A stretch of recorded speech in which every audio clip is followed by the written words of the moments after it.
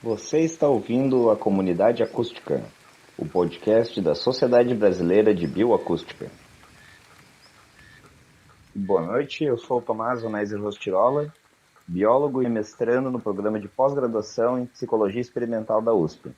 Meu nome é Renata Souza Lima, eu sou professora da Universidade Federal do Rio Grande do Norte, aqui em Natal. Boa noite, eu sou Marina Duarte, atualmente eu sou pesquisadora de pós-doutorado, responsável pelo Laboratório de Bioacústica e Ecologia Acústica da PUC Minas, em Belo Horizonte. É um prazer imenso receber vocês aqui, você de novo, Renata, muito obrigado por topar gravar esse segundo episódio. E hoje vamos falar sobre o que é ecologia acústica, uma área de pesquisa muito interessante que tem surgido ao longo dos últimos anos e que a gente tem aqui dois dos maiores nomes no campo brasileiro da ciência para conversar com a gente. Eu que agradeço novamente, o convite da Sociedade Brasileira de Bioacústica para conversar aqui com vocês. É um prazer estar aqui participando desse podcast da Sociedade Brasileira de Bioacústica. Obrigada mesmo. Imagina, é um prazer ter vocês aqui comigo. Gente, eu queria começar então a nossa conversa com essa pergunta central. O que, afinal de contas, é ecologia acústica? E muitas vezes, quando as pessoas vão pesquisar sobre ecologia acústica, elas se deparam também com o termo de ecologia de paisagens sonoras. Eu queria que vocês me explicassem um pouco o que é a ecologia acústica, o que é ecologia de paisagens sonoras e por que elas são diferentes. Bom, a partir do momento que a gente começa a prestar atenção na relação entre os organismos vivos, que é mediada pelo som, nós, como pesquisadores, estamos fazendo ecologia acústica. Eu ouvi esse termo, Acoustic Ecology, pela primeira vez em inglês, lá quando eu estava fazendo meu doutorado na Universidade Cornell, foi através do meu orientador, o Christopher Clark, falando, de como que os pioneiros da bioacústica e das grandes baleias imaginavam que as baleias percebiam os caminhos migratórios delas através de ecos e ruídos do ambiente e falava num habitat acústico, Então eu definiria ecologia acústica, se eu ouso definir aqui, como a relação entre seres vivos e o seu ambiente, que é mediada pelo som. Então, isso vai englobar relações intraespecíficas, ou seja, entre os indivíduos da mesma espécie, vai englobar interações entre indivíduos de espécies diferentes dentro de uma comunidade, num determinado local, e também as relações entre toda essa comunidade e o ambiente físico que está também produzindo energia acústica que é percebida por esses organismos todos de uma certa comunidade. E a minha tese de doutorado começava com esse termo, Ecologia acústica de baleias de Barthes, aqui no arquipélago dos Abrolhos, no Banco dos Abrolhos. E por que eu resolvi usar o termo? Porque além de estudar e elaborar na minha dissertação, na minha tese de doutorado, sobre a relação ou a interação entre os cantores, entre si, eu também escrevi na minha tese sobre a influência do ruído de embarcações e do ambiente no comportamento vocal desses machos de baleia jubarte. Como que as baleias utilizavam o próprio ambiente para otimizar o alcance da comunicação delas através de adaptações comportamentais. Então, você vê que é uma relação que vai e vem. Os animais, eles utilizam do ambiente também para otimizar o seu comportamento vocal. Então, o ambiente ele pode atrapalhar mascarar de alguma forma ou competir de alguma forma com o comportamento acústico dos animais, mas ele também pode propiciar, né, que esses sons tenham um maior alcance ou que sejam mais eficientes de alguma forma. E aí o ambiente no qual essa comunicação ocorre é o que a gente chama de paisagem sonora, certo? Mas daí qual que seria a diferença de estudar a ecologia acústica para estudar uma ecologia de paisagens sonoras nessa perspectiva? Bom, Tomás, como a Renata já comentou, a ecologia acústica investiga a relação entre os sons biológicos, né, os sons produzidos pelos seres vivos, e o ambiente em que eles vivem. E esse tipo de pesquisa pode ser feito em várias escalas, tanto temporais quanto espaciais.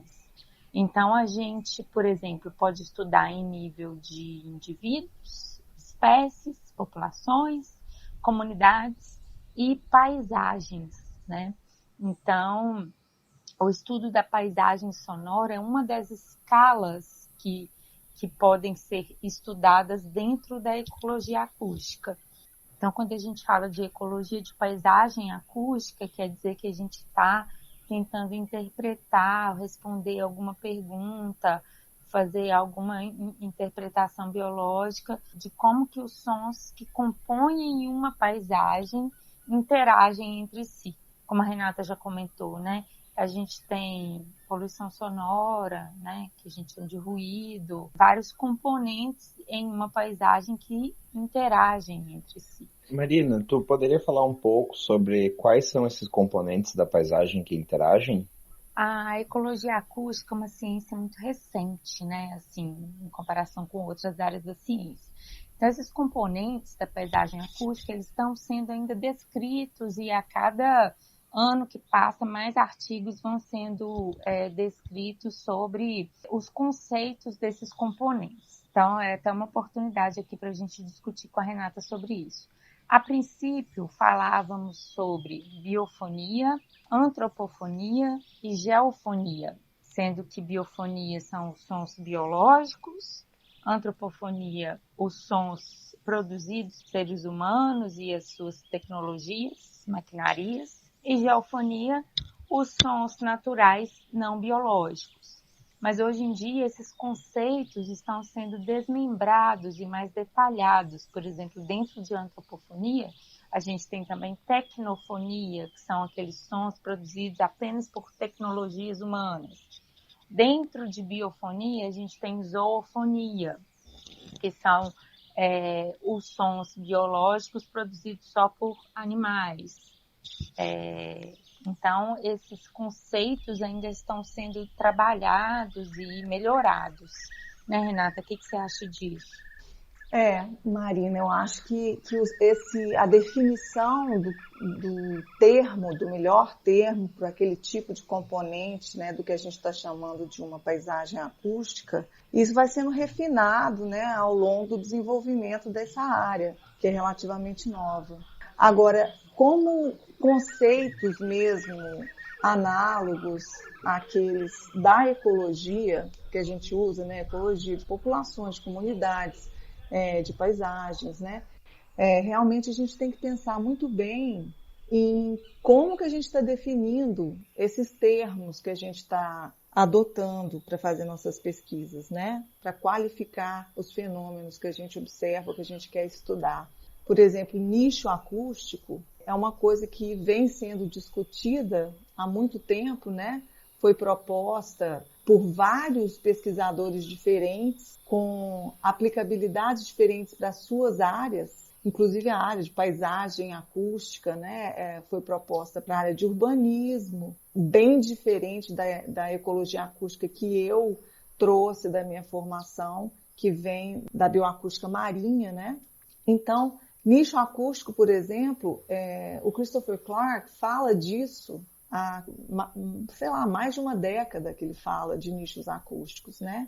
Como que existem grupos de espécies que estão usando o tempo, a frequência e o espaço físico, o alcance, vamos dizer assim, a área ensonificada daquele som para descrever um nicho acústico básico, né? Uma descrição básica. Agora, isso é muito diferente do nicho ecológico. E, recentemente, o nosso colega, né, o Carlos Araújo e os colaboradores dele, escreveram, né, um artigo discutindo exatamente essa semântica mesmo, né? Esse termo, o uso do termo e o que a gente ainda precisa pensar. Eu não vou poder falar muito aqui não, porque a gente ainda está pensando nisso, mas eu estou trabalhando com outro grupo de pesquisadores para realmente tentar esclarecer outros termos ligados à ecologia acústica e à ecologia de paisagens acústicas realmente. Muito legal isso, porque realmente a gente encontra bastante dificuldade, assim, a parte terminológica da ciência, ela é sempre uma sub-área de cada área científica, né? Como que a gente chama cada coisa. Aí eu até vou fazer uma vírgula aqui, porque eu fiquei intrigado com uma coisa que a Marina falou, que era ali que a gente separa a zoofonia dentro da biofonia, mas aí quais que seriam outros componentes da biofonia? E eu fico pensando aqui na Mata Atlântica, é bastante comum encontrar taquarais. E o som que eles fazem quando bate uma ventania faz um som bem característico.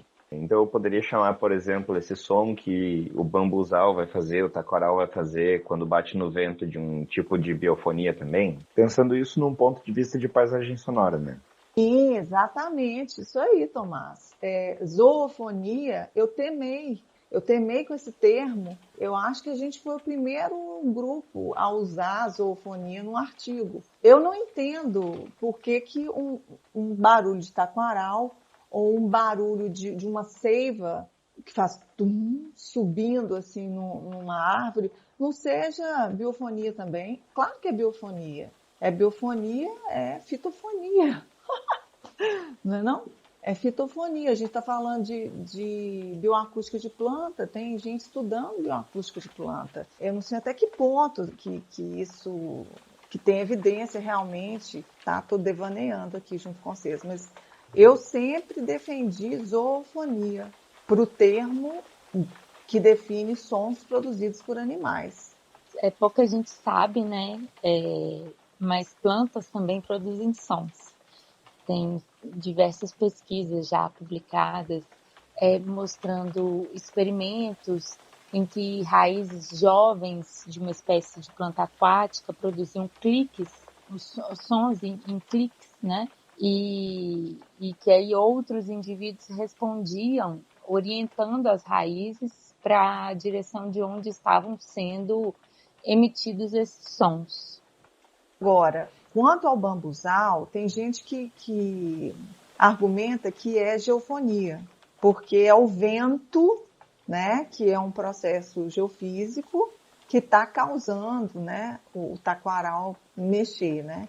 E, olha, no congresso que teve, né, o primeiro congresso de ecoacústica em Paris, né, em 2015, 14, estávamos eu, Marina, né, representando o Brasil. E nesse congresso, esses termos foram debatidos, hipóteses foram debatidas pela comunidade. A comunidade não é um consenso de 100%, não existe consenso na nossa comunidade acadêmica em praticamente nada, né? Talvez somente a teoria da evolução, mas hoje em dia nem isso, né?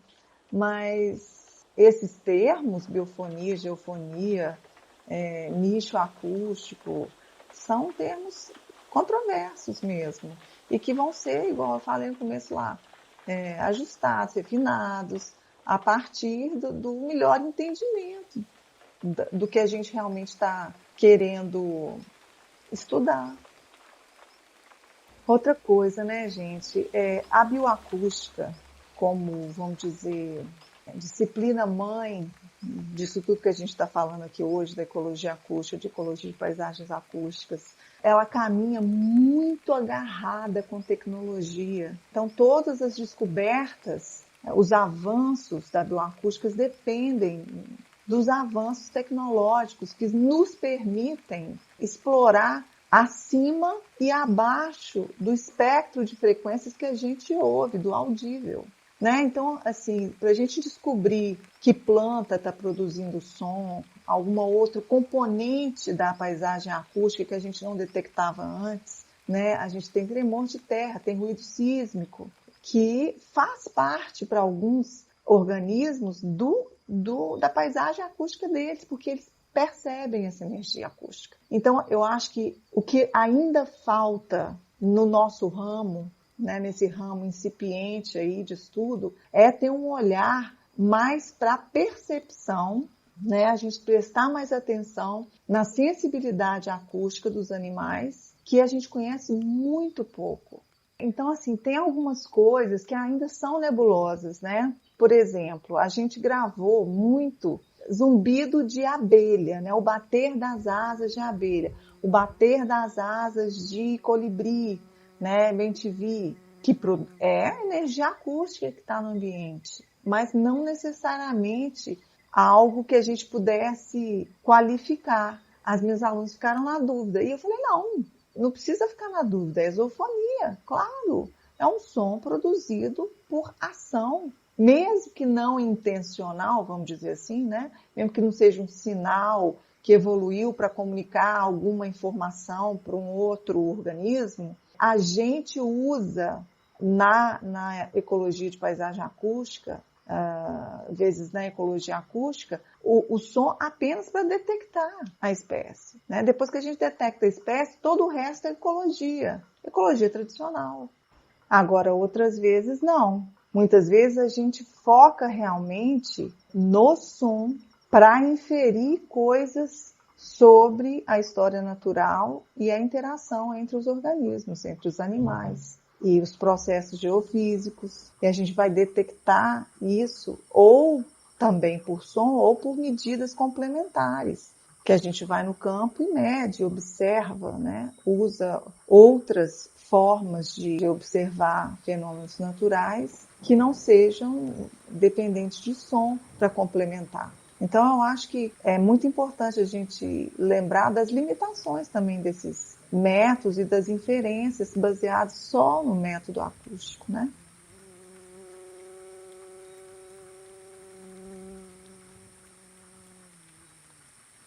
Sim, e aí pensando nessa questão do método da ecologia acústica, você já citou uma das perguntas que se faz dentro, né, que é como que os animais percebem o ambiente à volta. Quais outras perguntas, assim, alguém que faça um trabalho com ecologia acústica pode abordar? Nossa, Tomás, é tanta coisa. Eu acho que a maior parte das teorias da ecologia clássica, né, podem ser testadas em ecologia acústica.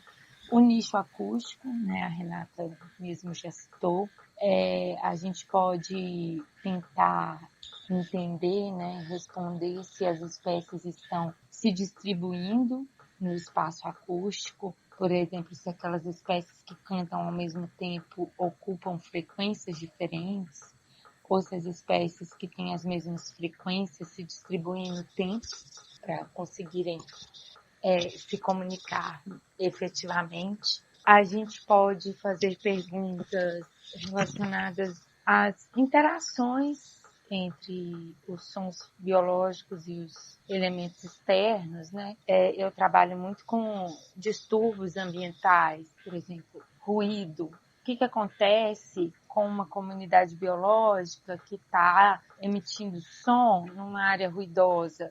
Que tipo de resposta, né, a gente pode esperar dos animais em um ambiente ruidoso? O ruído afeta, não afeta? Quais são os efeitos do ruído na comunicação dos animais? E uma coisa super interessante que eu estou fazendo agora é utilizar análise de rede, abordagem de redes para verificar qual ocorrência de espécies em determinado tempo, por exemplo. A gente está vendo agora numa lagoa com uma comunidade de anuros. Quais são as espécies que vocalizam ao mesmo tempo, no intervalo de tempo, de 1 minuto, por exemplo? Existem espécies dominantes? Existem espécies mais centrais, mais importantes para a composição de um coro numa rede de anuros, por exemplo? Essa mesma pergunta pode ser feita para aves. A gente também pode verificar influência de outros distúrbios antrópicos, por exemplo, fogo, como que uma área impactada pelo fogo vai responder a esse distúrbio ao longo do tempo? Isso pode ser feito utilizando sons dos animais. As perguntas são as perguntas que vão explicar por que, né? A gente vai buscar responder por que as espécies estão produzindo som naquele local e naquela hora, que é a pergunta central da ecologia, buscar entender a distribuição e ocorrência das espécies. Por que essa espécie está aqui e não está ali, analogamente aí? Por que uma espécie produz som aqui e não produz som ali? Por que os tempos, né? Então, a produção do som, ela varia, igual a presença de uma espécie varia no tempo e no espaço. Então, a gente ainda tem um outro componente na ecologia acústica, porque a gente ainda tem um espectro que é, vamos dizer assim, que pode variar também. Um indivíduo ele pode ter plasticidade suficiente na voz para ocupar partes do espectro diferentes, em momentos diferentes, ou repertórios acústicos com funções diferentes, que também vão estar sendo utilizadas de forma diferente no tempo e no espaço, e no espectro, e na frequência. Então, qualquer pergunta que você fizer que tente explicar um fenômeno ecológico que seja mediado pelo som, está valendo. Por exemplo, morcegos que no momento têm uma comunicação social, que muitas vezes até acaba dentro do nosso espectro audível, mas que quando está voando ou quando está caçando vai usar a ecolocalização que vai estar dentro do espectro ultrassônico, né? Então são estratégias diferentes para situações comportamentais diferentes. Pois é, ecologia é dinâmica. As coisas mudam muito, flutuam no tempo, flutuam no espaço, mudam, né? Os padrões se alteram, padrões sazonais, padrões espaciais, altitudinais. A gente tem um monte de coisa que pode variar. E toda essa riqueza, essa complexidade é o objeto de estudo da ecologia, para explicar esses padrões que a gente observa, né? E no som a mesma coisa. Igual você queria saber por que o sapinho 1 falava mais rápido que o sapinho 2 e por mais tempo. O que está por trás disso? Que relação com os recursos e condições do ambiente que estão influenciando no comportamento vocal dessas espécies? Agora, quando a gente está falando de ecologia de paisagem acústica, no meu entendimento, essa parte, né, da ecologia acústica tem uma grande aplicabilidade na conservação de ambientes naturais, de ambientes urbanos e também de todo esse processo, né, de mudança planetária que a gente está vivendo hoje. Porque é uma forma da gente monitorar a baixo custo processos ecológicos que são denunciados pelo som, que de uma outra forma ou demorariam muito ou seria muito custoso em termos de esforço de pessoal no campo, ou mesmo de outros tipos de equipamento menos baratos, né, do que pequenos gravadores que estão detectando som na natureza. Pegando esse gancho, até porque vocês duas comentaram sobre a questão da poluição sonora.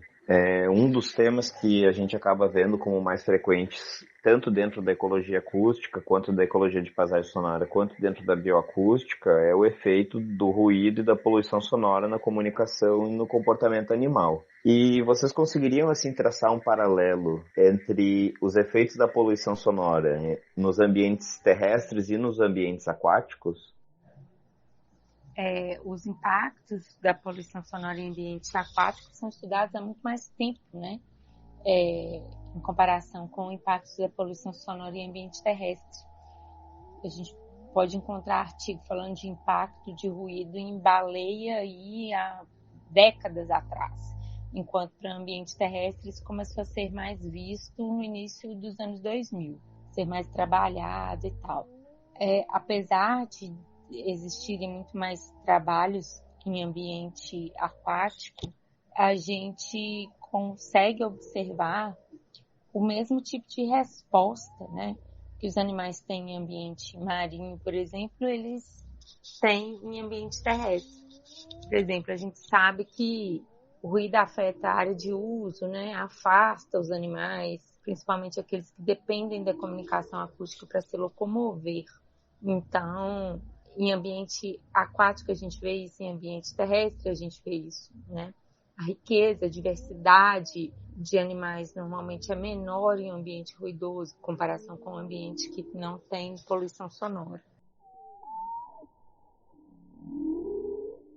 Desenvolver um gravador aquático, ele é muito mais difícil do que desenvolver um gravador terrestre. Teve alguma razão específica para isso? Acho que a Renata vai explicar bastante, vai saber explicar bastante sobre isso. Ela publicou um artigo sobre a história, né, das pesquisas feitas com monitoramento acústico passivo. Na verdade, os sensores de monitoramento acústico passivo foram desenvolvidos para monitorar a atividade sísmica, né, no fundo do mar.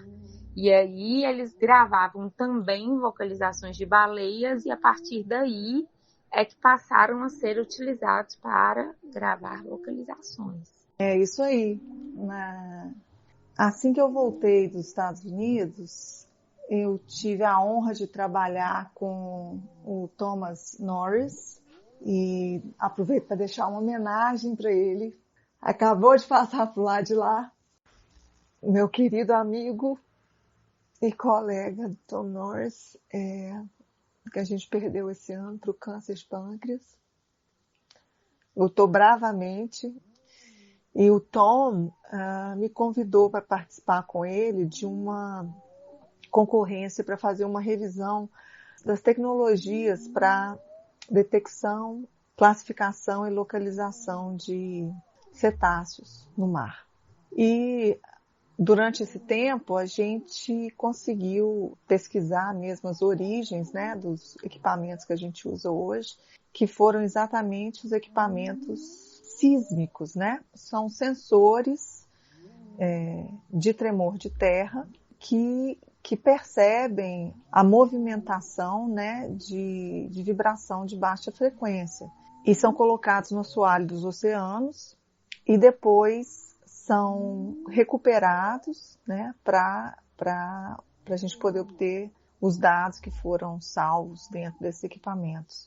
E a Marinha Americana também tem um conjunto de cabos submersos com hidrofones muito mais avançados do que os que a gente consegue usar comercialmente, são disponíveis, né? Quer dizer, isso é só a Marinha Americana mesmo que tem, que também já detectavam sons que ninguém sabia identificar, até que o Christopher Clark foi convidado para ouvir esses sons e determinar que eram sons de baleia azul, baleia fin, várias espécies de baleia que produzem som numa frequência grave que estava sendo detectada por esses equipamentos. Então, o Bill Watkins, que trabalhou com o Chris, ele era, se não me engano, ele tinha uma ligação com a Marinha, não sei se ele era engenheiro náutico, alguma coisa assim, não me lembro, não me recordo exatamente, mas ele foi o pioneiro da bioacústica marinha e ele já da problemática dos exercícios navais que produziam explosões, né, no mar. E a Marinha Americana também utilizava sonares de frequência média, de frequência baixa, que começaram a preocupar os estudiosos das baleias, porque era energia acústica exatamente na faixa de frequência que elas estavam utilizando para comunicar uma com as outras, né? Então isso começou a preocupar muito a comunidade que estudava mamíferos aquáticos, principalmente grandes baleias, e em 95 foi publicado um livro que chama Marine Mammals and Noise, que é a Bíblia para gente, né, que se interessa nessa problemática do ruído, da poluição sonora nos nossos oceanos e como que a gente pode lidar com isso, né?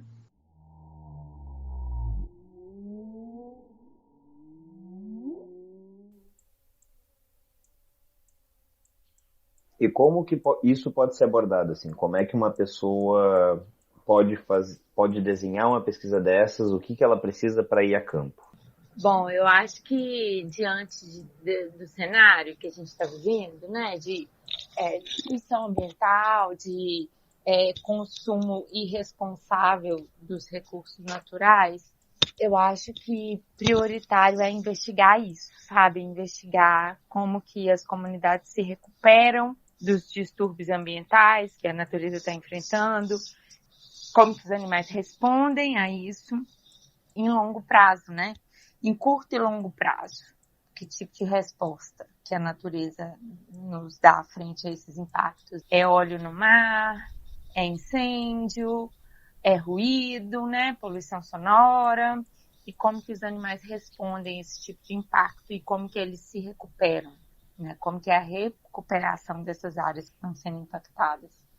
Para abordar questões sobre poluição acústica, você pode usar aquelas escalas que a Marina falou no começo do podcast. Depende do seu interesse. Então, você pode tentar explorar essa questão num experimento, onde você coloque um animal, né, em laboratório, exposto a níveis de ruído diversos, né? Um ou mais animais, você pode testar a resposta, a interação desses animais no ruído, testar se vai mudar a atividade vocal, algum parâmetro da atividade vocal desses animais, em presença e em ausência de ruído, mudando os níveis de ruído, mudando o tipo de ruído, né? Porque poluição sonora tem de tudo quanto é tipo. Tem com mais grave, com mais agudo, ruído que ocupa toda a faixa audível e vai lá para cima, a gente não percebe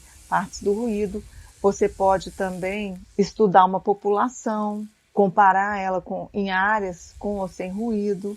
Lembrando também que poluição acústica, como qualquer outro tipo de som, flutua no tempo e no espaço, né? Muda, é dinâmico. Então a gente tem vários laboratórios naturais que a gente pode monitorar acusticamente em pequena, média, grande escala, tanto escala espacial, né, grandes áreas monitoradas por sensores, como escalas menores, pequenas áreas ao longo de um tempo muito grande, ou, no melhor das hipóteses, grandes áreas com monitoramento contínuo por muito tempo. E aí a gente vai começar a entender a estrutura dessas paisagens acústicas, a dinâmica dessas paisagens acústicas e como que elas, esses padrões que a gente começa a detectar, vão ser influenciados pela entrada de energia acústica que não pertence, né, evolutivamente, não pertence àquele local, que a gente, né, a humanidade, nós humanos, as nossas atividades, o nosso maquinário, está jogando em ambientes naturais. Porque para som, os limites de influência do som, eles dependem muito da frequência do som, da intensidade do som e do relevo, né, da batimetria, da forma do ambiente e do próprio meio em que o som está viajando. Então são vários fatores que vão estar influenciando no que realmente chega lá no ouvido do bicho que você está interessado em saber se ele está muito ou pouco incomodado pelo som.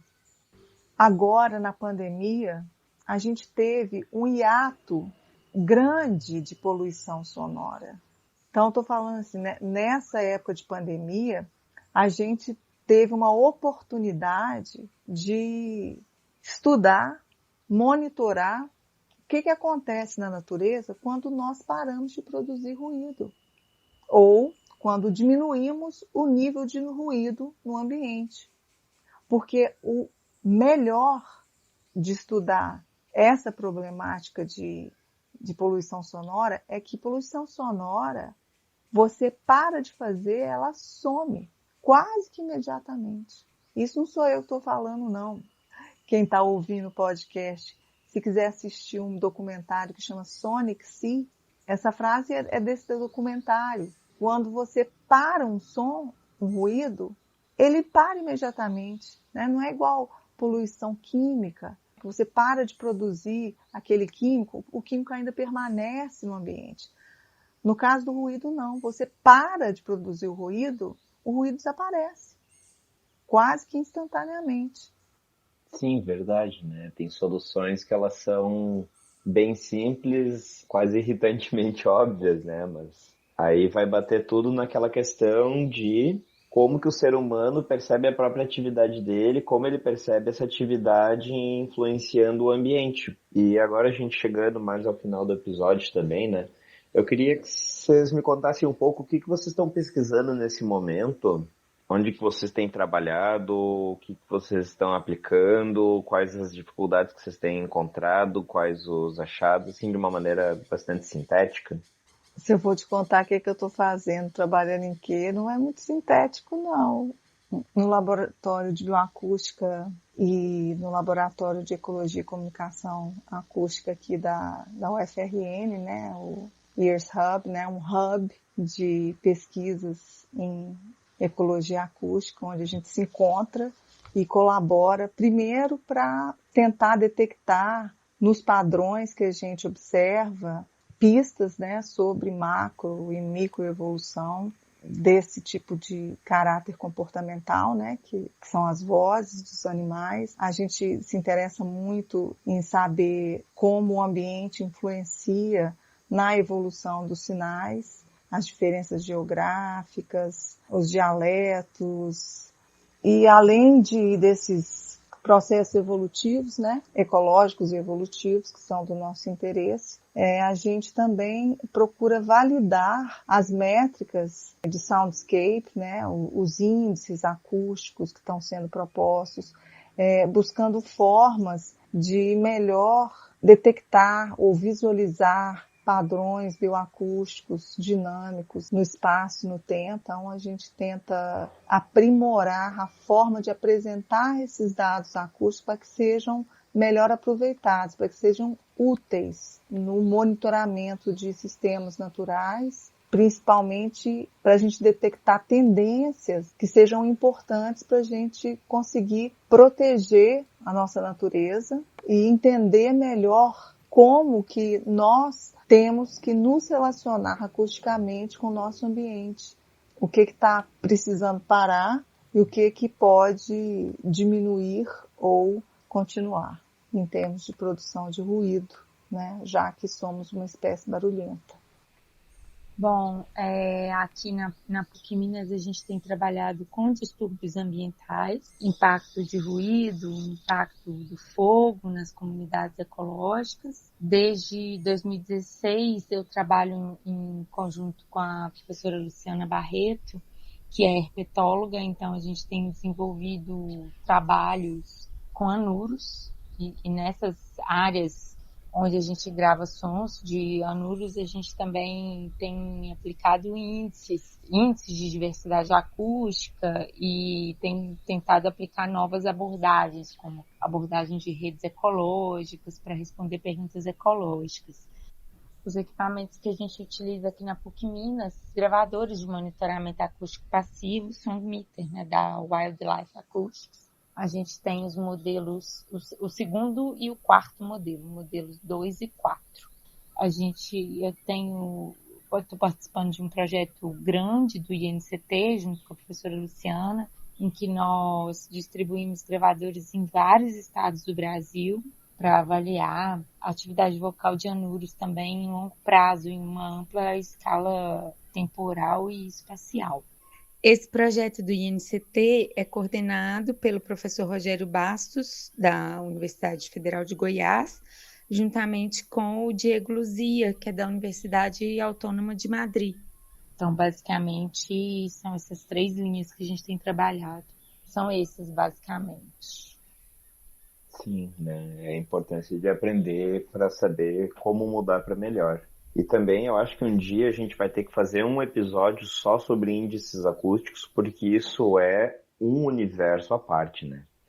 Minhas queridas, eu agradeço imensamente a conversa, assim, eu gostaria de fazer muito mais perguntas, mas eu acho que talvez, felizmente, aliás, a gente vai ter que dividir elas em mais conversas para frente. Eu vou deixar uma lista dos trabalhos da Renata e da Marina aqui na descrição do nosso episódio, tá? E, Renata, Marina, quem quiser entrar em contato com vocês, como que faz? quem quiser entrar em contato pode seguir a nossa rede social, né, que é o Instagram do ECOA, Laboratório de Bioacústica e Ecologia Acústica da PUC Minas, para ficar por dentro das pesquisas que a gente está desenvolvendo. Quem quiser entrar em contato conosco no Laboratório de Bioacústica ou no Ears Hub, pode mandar um e-mail ou um recado pelas mídias sociais. No Instagram é @Lab of Bioacoustics e no Facebook é Brazil Bioacoustics, Brasil com Z, tá? A gente coloca assim em inglês para a gente poder atingir um público maior. Temos também um site que é www.lab.bio.br e vão ter algumas informações lá mais detalhadas sobre o que a gente faz aqui na UFRN. Fechou, muito obrigado. Se você quiser fazer algum comentário sobre esse episódio, mandar um e-mail, mandar uma pergunta para a gente responder mais para frente, você pode mandar um e-mail para comunidadeacústica@sbba.com.br. Então, gente, é isso. Eu agradeço imensamente a presença de vocês, a disposição para conversar sobre esse assunto que para mim é tão caro. Eu acho que quem ouviu deve estar ainda mais interessado agora. E muitíssimo obrigado. Muito obrigada, Tomás. Fiquei muito feliz com o convite e foi muito legal participar desse podcast junto com a Renata, né? A gente já trabalha junto há bastante tempo, foi muito enriquecedor. Obrigada, viu? Um beijo para vocês. Adorei conversar desse assunto que para mim é ainda mais caro, porque eu me sinto meio madrinha da ecologia acústica aqui no Brasil. Gostaria muito que as pessoas se envolvessem nisso, porque eu realmente creio que é uma forma da gente conhecer a natureza maravilhosa, que não tem um impacto muito grande, né? É muito pouco invasiva, né? É um método que a gente coloca, deixa um gravador e depois vai buscar.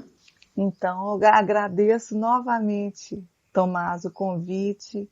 Adorei conversar com você, com a Marina, que foi minha aluna, agora é minha colega e que está desenvolvendo pesquisas muito importantes na nossa área. Então, agradeço imensamente vocês que estão nos ouvindo e deixo o apelo ou convite para vocês sintonizarem nos sons da natureza. Tem coisa muito bonita que a gente não pode deixar apagar. É verdade. Muito obrigado a todo mundo que está ouvindo a nós também. E a gente se ouve por aí. Até a próxima.